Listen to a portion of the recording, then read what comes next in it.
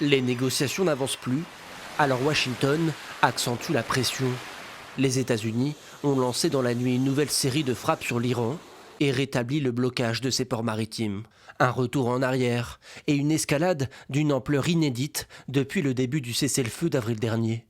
Et le président américain va même plus loin, en réitérant une menace déjà formulée au mois de mars. La semaine prochaine, ça va vraiment mal tourner pour eux, car la semaine prochaine, ce sera le tour des centrales électriques. La semaine prochaine, ce sera au tour des ponts. Nous allons détruire toutes leurs centrales électriques. Nous allons détruire tous leurs ponts, à moins qu'ils ne s'assoient à la table des négociations.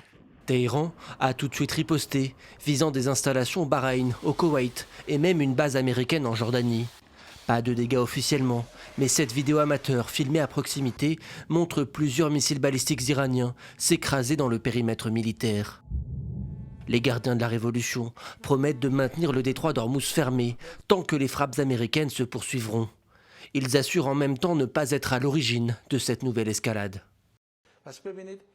L'Iran n'a jamais quitté la table des négociations. Ce sont les États-Unis qui ont fait échouer le mémorandum d'Islamabad. Leur demande de retour de l'Iran aux négociations est une requête qui restera lettre morte.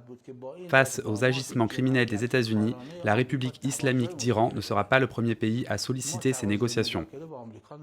Chaque camp se renvoie la responsabilité de l'impasse diplomatique. Pendant ce temps, l'ONU multiplie les appels au calme. Mais pour l'heure, le dialogue semble rompu et la perspective d'un accord apparaît désormais plus éloignée que jamais. Selon des sources américaines citées par Axios, Washington serait en préparation d'une offensive majeure contre l'Iran qui pourrait intervenir dans les prochaines semaines.